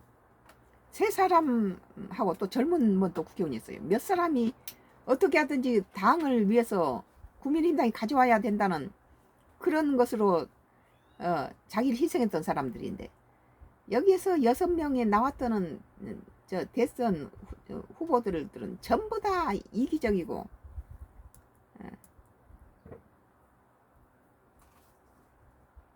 안전위원장의 처사도 비판했다. 그는 어려운 상황 속 힘겹게 모은 혁신 에너지를 자신의 정치적 연료로 사용하는 건 잘못이라며 어려운 결단을 내렸던 동료 혁신위원들에게 큰 노를 끼친 처사라고 꼬집었다. 안철수가 그러고도 남을 사람이죠. 기회주의자잖아요. 이어 무엇보다 혁신위원장이라는 중책을 자신의 영달 위에 스포트라이트로 삼는 것은 그 자체로 혁신의 대상이라며 분열의 언어로 혼란을 조장하고 그 혼란을 발판 삼아 개인 의지를 탐하는 시도는 결코 성공할 수 없음을 잊지 말아야 한다고 주장했다. 차라리 권성동이나 권영세가 나는 김기현이가 그 전에 당대표 했잖아요. 당대표 했으면 좋겠어요. 저번에 했던 권성동이나 권영세나 김기현이나 이 세 사람 중에 나머지들 6명 나왔던 놈들 다 빼고 저기 안철수 이런 사람 다 빼고 이건 전부 자기 자신 위하고 이때 당시에 이 나라를 위하고 절대 이재명은 안 된다. 독재를 쓸 것이다. 물론 김문수가 되는 것보다 이재명이 된 건 정말 잘한 일이죠. 나라를 위해서. 그러나 우리가 걱정하는 것은 이재명이 지금 사법에 대해서 독재를 쓰고 완전히 이재명이를 중심으로 다 법을 바꿔버리잖아요. 이것이 지금 국민들은 걱정이죠.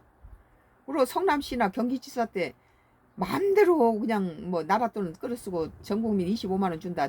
선거 때마다 나라 돈을 지 돈처럼 갖다가 공약을 하고 영광군에 가서는 민주당 찍어주면 100만 원씩 준다. 이런 식의 포퓰리즘이 지금 차기 뭐 국회의원 선거를 노리는 것인지 어쩐 건지 모르겠지만 여러 가지 우리 국민들을 볼 때 참 돈을 준다니까 받겠지만 걱정이라니 많죠. 이거 국가 말아먹는 짓 아니에요, 이건. 그러나 김문수보다 낫다는 것은 뭐냐? 뭐 대미 관계라든지 아니 그 대북 관계라든지 또 여러 가지 부분에서 상당히 잘하고 있는 건 사실이에요.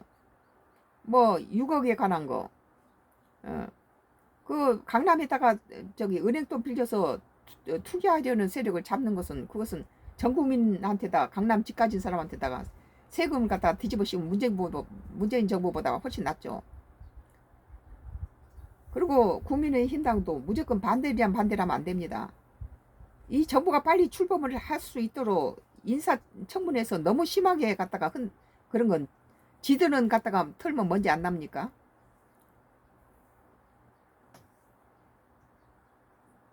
김문수보다는 이재명이가 훨씬 낫다. 둘 다 안 찍었지만 나는 그때 당시 사경을 헤매고 몸이 아파서 그런 상태였기 때문에 뭐 아프지 않았더라도 두 놈 다 안 찍었을 거예요. 찍을 놈이 없어서. 그러나 결과적으로는 지금 49%로 대통령 당선됐던 이재명이가 대통령이 지금 62%까지 올라갔다는 건 뭘 의미합니까? 잘하고 있다는 거죠. 그러나 지금 자꾸 이번에도 2% 3%씩 민주당은 지지율이 높아가는데 국민의힘당이 28%까지 떨어지고 이런 거 보면은 41% 지지를 받았던 민주당 국민의힘당이 이렇게 되는 건 뭡니까? 전부 다 사리사욕을 취하고 있다는 거예요.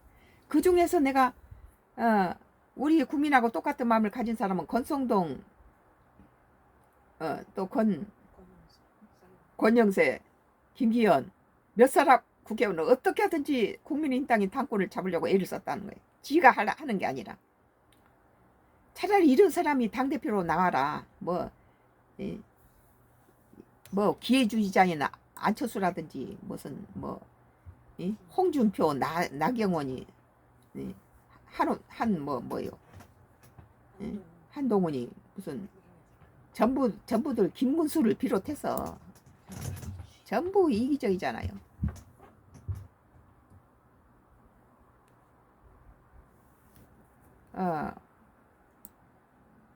오늘 차라리 안철수 나올 바에 권성동이나 권영세나 김기현이 나오라. 김기현이도 당대표 했던 사람 아니에요? 권성동이가 상당히 바람직했어요. 어떻게 하든지 이재명이 독재를 해서 171석을 가지고 거대 야당이 줄탄핵을 시켜버리고 나라를 무정부 상태로 만들고 대통령을 쫓아냈잖아요. 법을 마음대로 바꾸고 이런 데서 독재를 사법, 행정, 입법 세 개의 법이 다 분리되어 있는 상권이 분리된 나라에서 거대 야당이 입법을 갖다 독재화 시켜서 마음대로 법을 바꾸고 줄탄핵을 시켜서 나라를 무정부 상태로 만드는 이런 상황에서 171석을 거대 야당한테다가 정권까지 다 넘겨줘 버리면 되겠어요, 나라 꼴이. 지금 그것에 대해서 지금 초기니까 이재명이 대통령이 뭐 죽을 둥 살 둥 열심히 하는데 코피까지 흘려가면서 하는데 그러니까 지금 보수층들이 전부 이재명이 지지를 62%로 몰려간 건 뭐예요? 국민의힘당한테도 책임감이 있다. 저런 기회주의자 뭐 안철수라든지 무슨 이런 6명을 김문수를 비롯해서 이런 사람들 다 쓸어내버리고 당을 위해서 그때 헌신했던 권선동이나 권영세나 김기현 같은 사람들을 차라리 당대표를 하라. 나는 재차 누차 말하지만 나는 호남 사람이고 김대중부터 문재인을 지지했던 사람이에요. 그런데 왜 지금은 국민의힘당이 171석에 밀려서 맘대로 저렇게 행포를 부리고 독재를 쓰고 대통령을 몰아내고 법을 맘대로 바꾸고 31명 줄탄핵해서 무정부 상태를 만들고 나라 꼴이 말이 아니니까 여야가 적당하게 그 국민의힘당을 무시해버리고 170석 야당이 지가 대통령 짓 다 했잖아요. 이런 것에서 국민은 평형 감각을 유지하고 싶은 거죠. 아, 국민의힘당한테다가 힘을 줘야지. 서로 171석으로 자기가 마음대로 밀어붙여버리고 국민의힘당하고는 상의도 하지 않잖아요. 이런 데서 그나마 대통령 거부권 가지고 마음대로 밀어붙인 것에서 대통령 거부권이라는 브레이크가 필요하다. 국민은 그런 의미에서 국민의힘당이 대권을 가져와야 된다. 그렇게 생각한 거죠.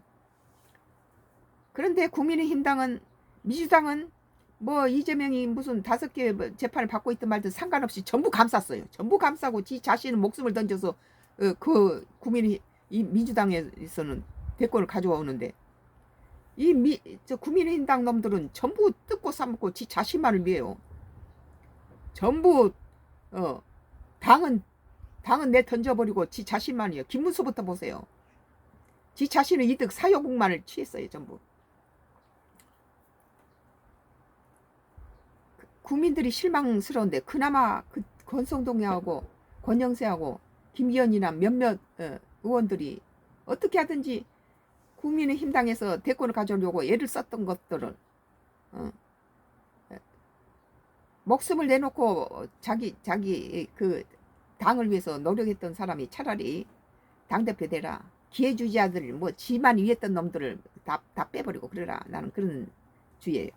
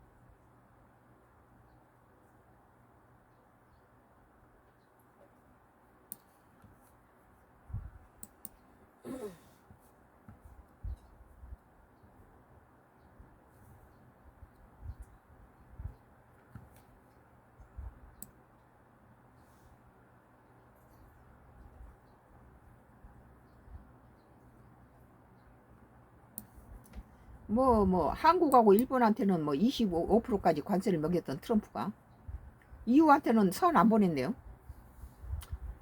TV조선 2025년도 7월 8일자 기사예요. 트럼프 서한 못 받은 EU와 미국과 9일까지 막판 협상이라 했네요. 우리는 아예 협상도 하지 않았는데 뭐 25% 관세를 갖다 때려놓고 뭐 동맹국이 뭐 만만한가? 유럽연합은 9일까지 관세에 대한 원칙적 합의를 목표로 미국과 협상 중이라고 현지 시간 7일 밝혔다.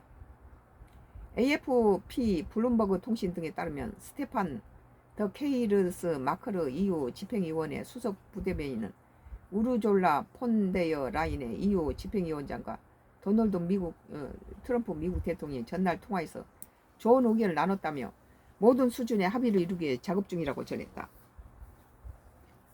울로풀 길 무역 담당 대변인은 수요일 9일까지 최소한의 원칙적 합의에 도달하기 위해서 모든 노력을 다하고 있다라고 말했습니다. 트럼프 대통령은 이날 한국과 일본 등의 10여 개국에 부과하는 상호 관세율을 새로 책정해 각국에 보낸 서한을 공개했으나 이유는 포함되지 않았다. 이 동맹국을 갖다가 깔아뭉개는 거예요.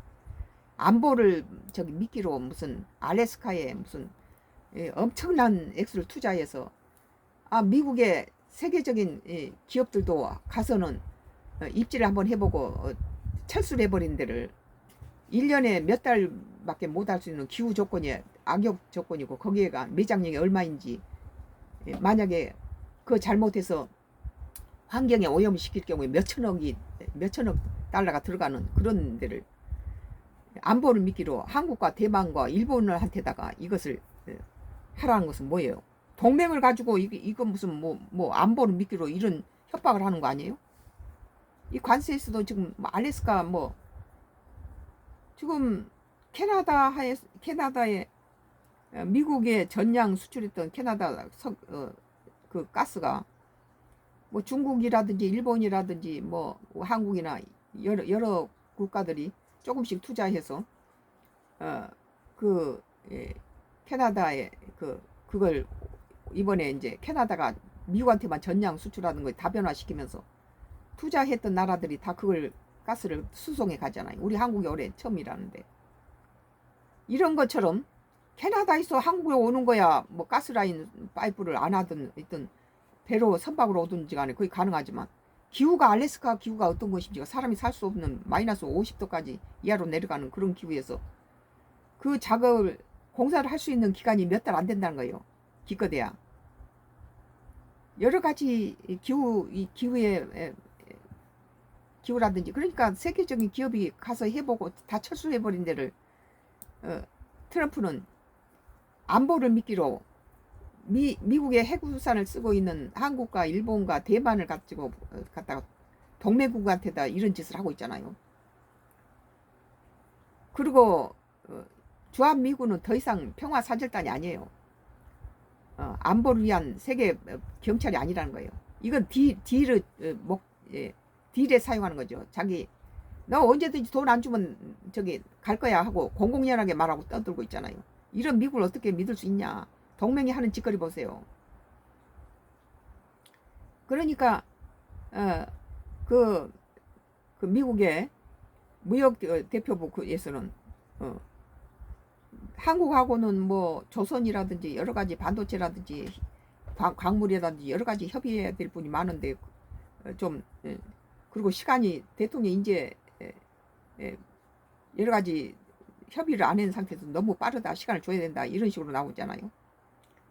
AFP 블룸버그 통신 등에 따르면 스테판 더 게이르 마크 EU 집행위원장 수석 두 배는 우르졸라 폰타일 EU 집행장과 도널드 미국 트럼프 대통령이 전날 통화해서 좋은 의견을 나눴다며 모든 수준의 합의를 이루기 위해서 작업 중이다 라고 말했어요. 뭐 EU한테는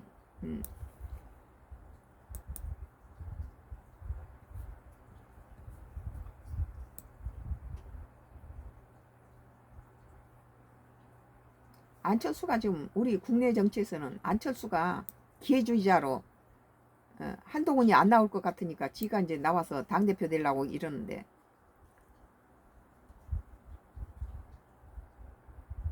차라리 안철수보다는 권성동이나 권영세라든지 김기현이가 당대표에서 안정적으로 몰고 가는 게 좋다고 봐요. 이때 우리가 봤잖아요. 전부 이기적이에요. 국민의힘당은 똘똘 뭉치지도 않고 전부 다 자기 이기주의고 자기가 먹던 우물에다 갖다가 침을 뱉고 돌아서서 다시 또 들어와서 그 물 먹겠다 하고 안철수도 자기 기회주의자예요. 머리 굴리고 계산 두드리는데 차라리 어떻게 하든지 국민의힘당을 위해서 대선을 승리시키기 위해서 애를 썼던 권성동이나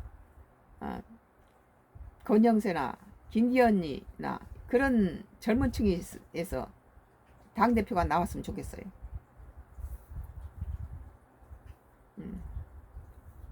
뭐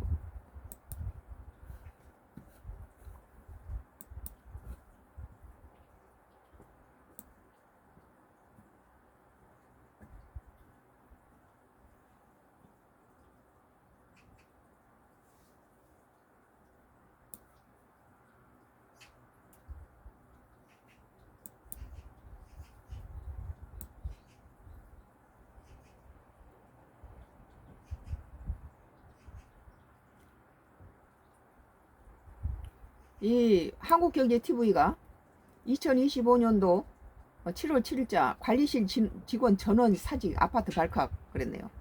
어떤 아파트가 이런 짓을 했나 보죠. 관리실 직원 전원 사직, 관리사무소 직원으로 근무하면서 최선을 다해 입주민과 공동체 이익을 발전을 위해 노력해왔습니다. 그러나 일부 동대표들과 다음과 같은 반복적이고 구조적인 문제로 인해 더 이상 정상적인 직무 수행이 어렵다고 판단하여 부득이하게 관리실 직원 전원이 사직을 하게 됐습니다. 그랬네요.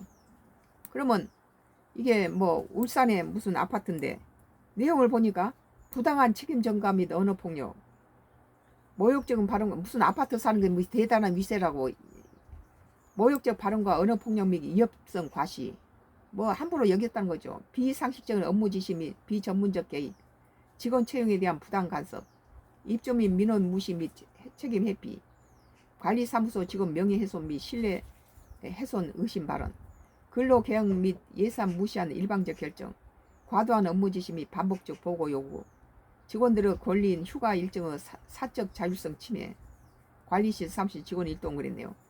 울산의 한 아파트 관리사무소 직원 전원이 일부 동대표로부터 갑질을 당했다고 주장하며 단체로 사직서를 제출한 사실이 알려졌다. 이 갑질하는 아파트가 서울에서도 좀 있죠. 7일 연합뉴스에 따르면 최근 이 아파트 엘리베이터의 관리실 직원 전원 사직이라는 제목글이 게시됐다.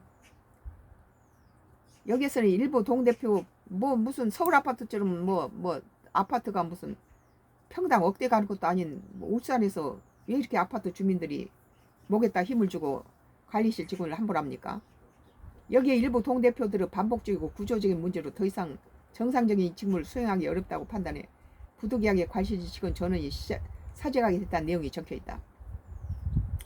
구체적 사직 사유로 부당한 책임 전가, 언어폭력, 모욕적 발언, 비상식적인 업무 지시, 직원 채용, 부당 간섭, 반복적 보고 요구, 관리실에서 전부 그 동대표한테 요구를 해야 나왔다가 휴가 일정 자율성 침해, 휴가도 못 가게 그렇게 하는가 보죠. 이 아파트 관리실에는 총 9명의 직원이 근무 중으로 모두 사직서를 제출한 상태다. 이들은 이달 말까지 근무 사직할 예정으로 파악됐다. 아주 더티한 아파트인가 봐요. 관리사무소 직원들은 연합뉴스와 인터뷰에서 각종 인격 모독과 폭언이 1년 가까이 이어져 더는 참기 힘든 수준이라고 주장했다. 직원 A씨는 연합뉴스에 민원 업무와 관련한 대화를 나누던 중 한 동대표가 밤에 잠을 재우지 말아볼까라고 협박했다고. 이런 인간 말종이 어디 있습니까? 밤에 잠을 재우지 말아볼까? 이런 인간도 아닌 사람이죠. 사람이 사람에게 할 수 있는 말인지 의심스러웠다는 거예요. 뭐 그 경비라든지 밤에 잠을 재우지 말아볼까, 이것은 갖고 노는 거 아니에요? 또 다른 직원은 공용 쓰레기통 정비가 늦었다는 이유로 다른 입주민들이 보는 앞에서 발로 쓰레기통을 차며 면박을 줬다며 순간 자존심 무너졌다고 드러났다. 직원들의 연휴휴가 일정은 동대표 회의를 통해 논의하겠다며 반려됐고, 기본급 75% 수조 정해져 있던 명절수당은 지난달 설 일관 40만원 통보됐다고 직원은 주장했다. 일부 직원은 장기간 이어진 스트레스로 심장 두근거림과 이명 등의 증상으로 병원 치료까지 받는 것으로 전해졌다. 이들은 국민신문을 통해 관할 자체인 북구청과 고용노동부에 민원을 넣었다. 입주자 대표 측은 아파트 엘리베이터의 게시글에 법적으로 구체적인 내용을 북구청이 실태 조사 뒤 사실 여부를 판단해 수사기관에 고발하게 돼 있는 만큼 즉주성과 판단과 채팅방 퍼나르기 등의 편승에 불미스러운 아파트를 만들지 않도록 조심해달라고 입주민에게 당부했다. 이어 위탁관리업체의 계약이행 위반 사항을 구체적으로 검토해 신속히 대응하겠다며 입주민의 실질적 편익에 도움이 되는 업무 진행과 갈등 조정을 위해 노력하겠다고 밝혔다. 이런 짓거리는 서울에서도 간혹씩 벌어졌는데 입주민들의 질이 나쁘고 무슨 주차 문제 있어도 그렇게 다른 사람이 대지 못하도록 중간선에다 대는 등 이런 짓 하는 사람이 아파트에서도 좀 말썽이 많이 있죠. 공동 아파트에서 그 관리실을 이런 식으로 뭐 잠을 재우지 말까 이런 75%로 그 명절 수당도 다 어겨버리고 40만 원으로 통보를 하고 이런 스트레스를 받게 만들고 이렇게 무시를 하고 이건 인간하게 할 수 있는 짓이 아니죠. 정말 뭐 개한테도 요새 개한테도 얼마나 잘합니까? 개나 고양이한테도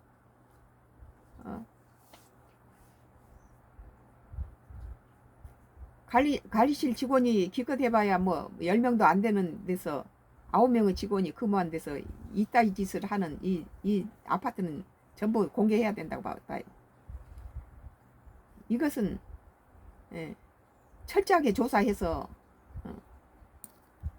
이건 뭐 처벌한다고 뭐 딴 거 있겠어요. 여기서 나오는 길밖에 없네요. 보니까.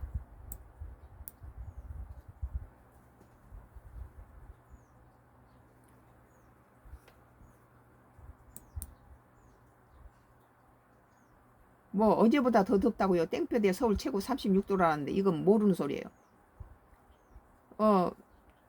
우리나라 36도라고 막 최고 땡볕이라고 엄살 부리는데 실은 뭐 중국 같은 경우는 50도까지 올라간대요. 46도 뭐 유럽 같은 경우는 40도가 오르내리고 지금 그런 상태에서 뭐 해외 여행 가지 마세요.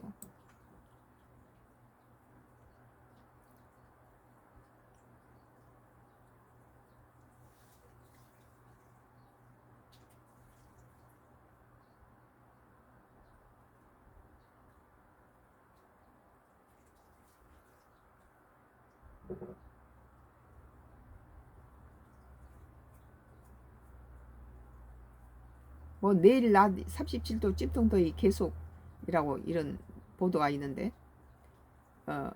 37도는 한국이 제일 시원하대요. 이게 해외에서는 32도 36도 뭐 50도까지 중국은 오르내리고 있고 146년 만에 최고의 폭염이다 라고 뉴욕에서도 그러고 일본은 130년 만에 최고의 더위다 그렇게 말하고 있잖아요. 우리 한국은 36도 37도면 아주 이건 양호한 거라는 거죠.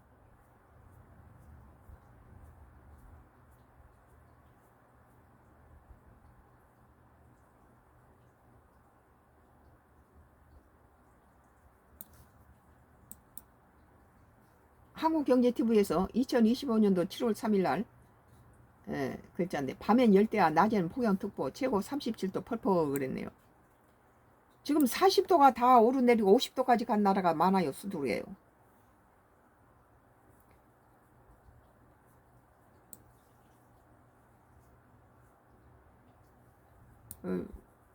올해는 국내 여행으로 이렇게 하겠다는 사람이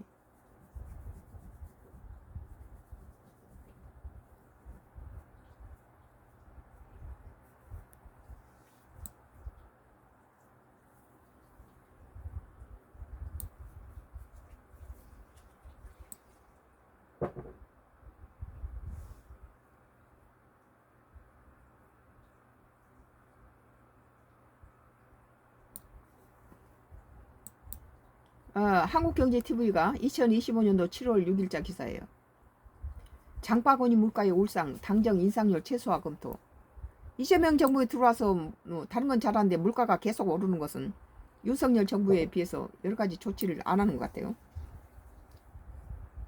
정부와 여당이 6일 물가 안정에 총력을 기울이기로 하면서 가공식품 가격 인상률 최소화 등을 검토하기로 했다. 또 소비 진작과 내수 안정을 위해 추가 경쟁 예산을 계획보다 조기에 신속 집행하고 풍수의 폭염 대책 마련하기도 의견 모았다. 더불어민주당 박상혁 수석 대변은 이날 서울 삼청도 국무총리 공관에 열린 고위 당정협의회 후 국회 브리핑에 이 같은 당정협의 결과를 소개했다.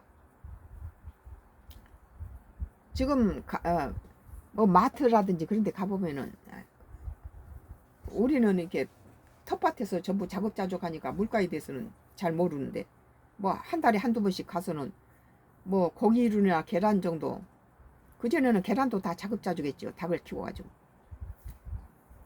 기촌 10년 되는데, 근데 이렇게 서울 살 때는 전부 다 돈 주고 사야 되잖아요. 그런 데서 이렇게 물가가 올라버리면은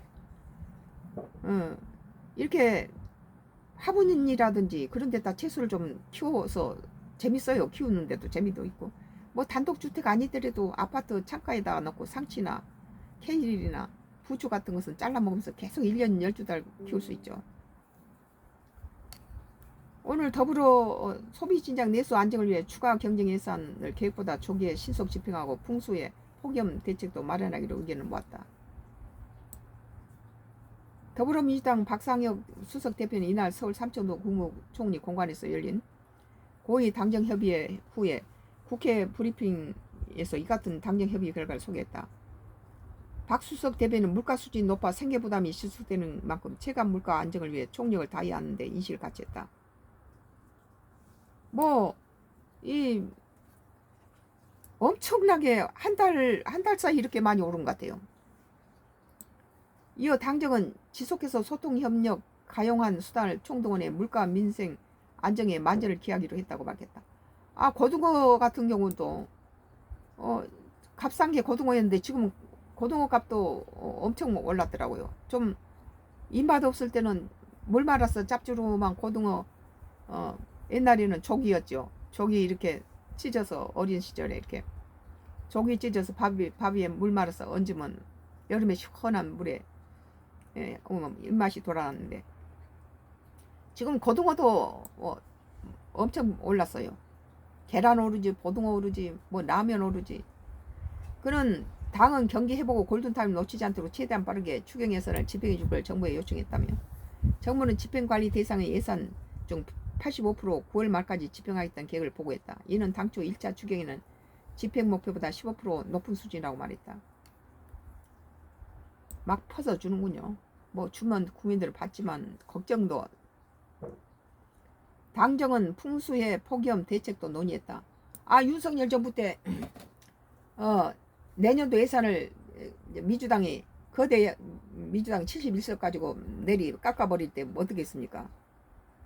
뭐 홍수하고 뭐 화재가 나거나 무슨 그 태풍이 불어서 이렇게 재난에 대한 이것을 깎으면 안 된다라고 국민의힘당이 이러니까 민주당 거대 야당 민주당이 뭐라 했습니까? 그때 당시에 뭐 재난 그리고 작년에도 그런 거 안 일어났다. 그러고 밀어붙이니까 하나님께서는 이재명의 고향에 안동을 갖다 불바다를 만들어 버리잖아요. 그런데 지금 보니까 뭐 정부는 풍수해를 촘촘히, 풍수해란 거 뭐예요? 재난이죠. 당정은 풍수해 폭염 대책도 논의했다. 자기들이 했을 때는 내로남불이에요. 자기들이 했을 때는 너만 쓰고 남이 하면 불륜이다 이거 아니에요? 뭐 윤석열 정부 때 갔다가 검찰 활동비 무슨 검찰 경찰 그 감사원 뭐 대통령 특활비 전부 다, 이건 전부 영수증도 없는 거 전부 다 해먹는 거 뭐 쌈짓돈이다라고 다 갖다가 삭제를 해버렸죠. 하나도 없죠. 그런데 이재명 뭐 대통령 뭔 비로해서 제일 먼저 그걸 복원하잖아요. 그러면서 말하는 것 좀 보세요. 그건 기밀 사항이기 때문에 이것은 발표할 수도 없고, 기밀 사항에 정보 뭐 비밀 이런 것들이 있어서 필요하다. 그런데 윤석열 정부 때는 뭐 이거 다 쌈짓돈이다, 이건 영수증도 없는 것이다, 못 믿다고 다 검찰 뭐 경찰 뭐 감사원 대통령비 활동비 특활비를 전부 다 줄여버렸잖아요. 근데 지금 와서는 자기들은 하면서 국민들한테 하나도 사과를 안 해요. 31명을 줄차nek 시키고 나서는 헌재에서는 이것들을 줄 기각을 하니까 이것은 자기들이 잘못했던 것이 들통이 나는 것인데도 하나도 갖다 국민한테 사과를 하지 않고 줄탄핵 시킨 다음에 그것에 대해서 반성은커녕 담이 재탄핵, 쌍탄핵 이따위 짓을 했잖아요. 국민들을 두려워하지 않는다는 거지. 이건. 박수석 대변인 정부는 촘촘하게 대비하겠다고 보고했다. 당정은 고온다스방 기후에 인해 증가하는 온열 환자를 줄이기에 폭염에 대한 대처를 강화해 나가기로 강조했다. 고위 당정협의회는 지난 3일 김민석 국무총리가 정식 임명됨에 따라 이재명 정부가 처음 열렸다. 그리고 국무위원들은 국민의힘당에서 빨리빨리 통과시켜요. 웬만하면은. 털어서 먼지 안 나는 놈이 어디 있습니까? 일단은 싫든 좋든 이재명 정부가 들어섰으면 일단은 배가 떴으면 출항을 하도록 잘 밀어줘야 되잖아요.